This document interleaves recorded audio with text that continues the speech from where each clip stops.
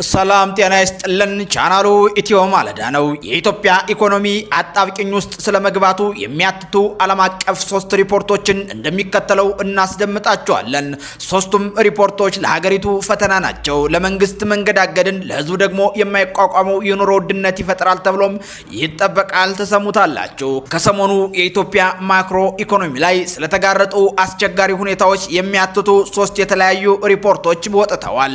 ሪፖርቶች ስለ ድህነት ምጣኔ መጨመር፣ የሀገሪቱ የገንዘብ የመግዛት አቅም ደካማ ነው ተብሎ ከተመደቡ የአፍሪካ ሀገሮች መካከል መመደብና ኢትዮጵያ የብድር የመክፈል ጊዜዋ እንዲራዘምላት ያቀረበችው ጥያቄ በአበዳሪ አገራቶች ውድቅ መደረጉ የሚያትቱ ሆኖም አግኝተናቸዋል።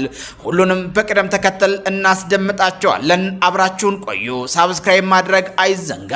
ተቀዳሚ አድርገን የምንመለከተው የኢትዮጵያ ብር የመግዛት አቅሙ ደካማ ከተባሉ የአፍሪካ ሀገራት መገበያያ ውስጥ ስለመመደቡ ምን ተባለ የሚለውን ዘገባ እንደሚከተለው እናስደምጣቸዋለን። በሀገሪቱ ያለው የፖለቲካ አለመረጋጋት፣ የዋጋ ግሽበት እንዲሁም የውጭ ምንዛሬ እጥረት ሳቢያ የብር የመግዛት አቅም መውደቁ ተገልጿል። ከሌሎች የአፍሪካ ሀገራት ጋር ሲነጻጸር የኢትዮጵያ ብር የመግዛት አቅሙ ደካማ ከሚባሉ 21 የአፍሪካ ሀገራት መገበያያ ውስጥ 18ኛ ደረጃ ላይ ተቀምጧል። በዚህ ደረጃ የኢትዮጵያ ብር ተሽሎ አሊያም በልጦ የተገኘው በሚገርም ሁኔታ ከሱዳን ከጊኒና ሴራሊዮን ሆኗል። ይህ ደግሞ ኢትዮጵያ በታሪኳ ለመጀመሪያ ጊዜ የገጠማት ውስብስብ ታሪኳ ነው። ከሐምሌ 22 2016 ዓ.ም ጀምሮ ኢትዮጵያ የውጭ ምንዛሬ ግብይትን በገበያ ላይ የተመሰረተ እንዲሆን አድርጋለች። ይህን ተከትሎ የብር የመግዛት አቅም በከፍተኛ ደረጃ እንዲዳከም ሆኗል። ከ2 ዓመት በፊት በባንኮች 58 ብር ገደማ ይሸጥ የነበረው አንድ የአሜሪካን ዶላር ከ140 ብር በላይ በባንክ ሲሸጥ በብላክ ማርኬት ደግሞ 180 ደርሷል። ከዚህም እልፍ ሲል አንድ የባንክ ማናጀር ዶላር ያመጣን ግለሰብ ባሻቸው ገንዘብ እንዲገዙ የሚመች ሕግም በብሔራዊ ባንክ በኩል ይፋ ከተደረገም ሰነባብቷል። ሌላው ደግሞ በኢትዮጵያ ያለው የድህነት ምጣኔ እንዲጨምር የሚገልጸው የዓለም ባንክ ሪፖርት አንዱ አስደንጋጭ ነገር ነው።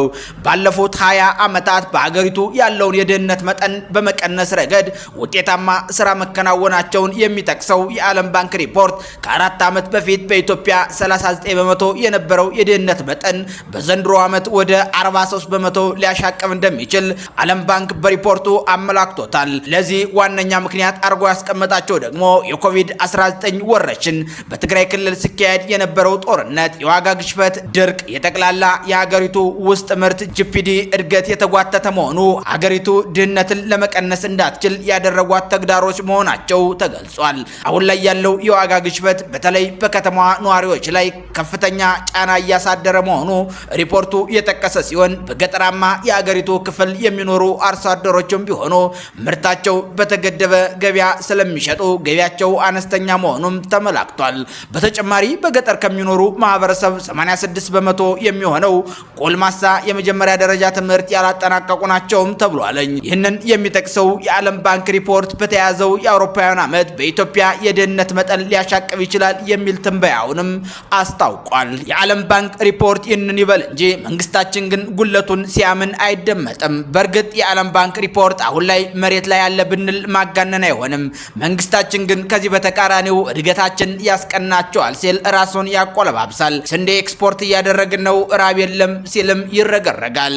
ከዚህም እልፍ ሲል ሀገሪቷ በታሪኳ አስመዝግበው የማታውቀውን እድገት አስመዝግበናል ሲሉ 8 ብር የነበረውን እንቁላል 25 ብር ደርሶ ሌላ ሀገር ያለን እስኪመስል ድረስ ለውጣችን አይታያችሁም ሲሉ በዜና ጋጋታም ያስጨንቁናል። ይሄኛው በዚህ ቆየንና ቀጣዩን እንዲሁ እንመልከተው። ኢትዮጵያ የተቀበለችውን የ1 ቢሊዮን ዶላር ብድር የመክፈል ጊዜ እንዲራዘምላት ያቀረበችውን ጥያቄ በአበዳሪዎቿ በኩል ውድቅ መደረጉን የሚያመላክተው ዓለም አቀፍ ሪፖርት አንዱ ነው።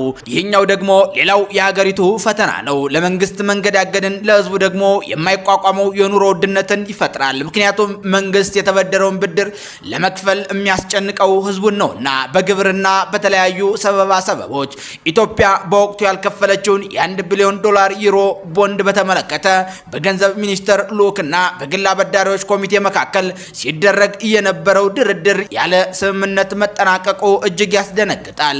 የገንዘብ ሚኒስቴር ጥቅምት 4 2018 ዓ.ም ባወጣው መግለጫ የብድሩን አከፋፈል ሁኔታ አስመልክቶ ያለ ስምምነት መጠናቀቁን አስታውቋል።